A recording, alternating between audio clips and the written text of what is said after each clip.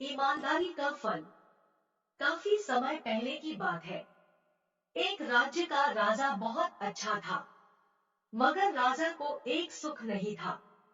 वह यह कि उसके कोई भी संतान नहीं थी, और वह चाहता था कि अब वह राज्य के अंदर किसी योग्य बच्चे को गोद ले, ताकि वह उसका उत्तराधिकारी बन सके और आगे की बागडोर को सुचारू रूप से चला सके।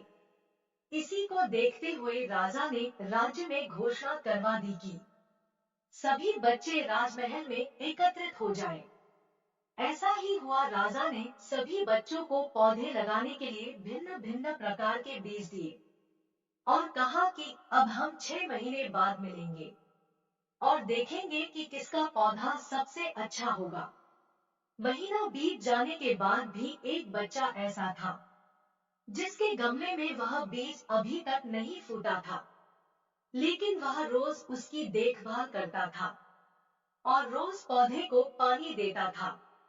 देखते ही देखते 3 महीने बीत गए। बच्चा परेशान हो गया।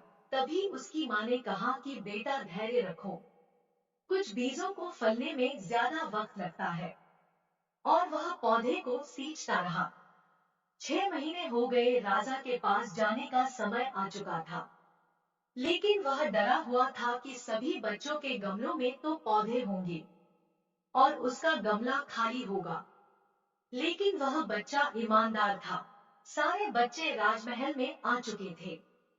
कुछ बच्चे जोश से भरे हुए थे, क्योंकि उनके अंदर राज्य का उत्तराधिकारी बनने की प्रबल लालसा थी। अब राजा ने आदेश दिया, सभी बच्चे अपने अपने गमले दिखाने लगे। मगर एक बच्चा सहमा हुआ था, क्योंकि उसका गमला खाली था। तभी राजा की नजर उस गमले पर गई। उसने पूछा, तुम्हारा गमला तो खाली है।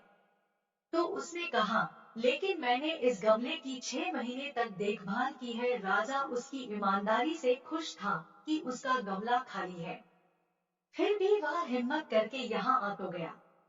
सभी बच्चों के गमले देखने के बाद राजा ने उस बच्चे को सभी के सामने बुलाया। बच्चा सहम गया और राजा ने वह गमला सभी को दिखाया। सभी बच्चे जोर से हंसने लगे। राजा ने कहा, शांत हो जाइए, इतने खुश मत होइए। आप सभी के पास जो पौधे हैं, वो सब बंजर है। आप चाहे कितनी भी मेहनत कर ले, उनसे कुछ नहीं निकलेगा, लेकिन असली बीज यही था। राजा उसकी ईमानदारी से बेहद खुश हुआ और उस बच्चे को राज्य का उत्तराधिकारी बना दिया गया। कहानी अच्छी लगी तो लाइक और शेयर करें। ऐसे ही नए वीडियो देखने के लिए चैनल को सब्सक्राइब कर ले।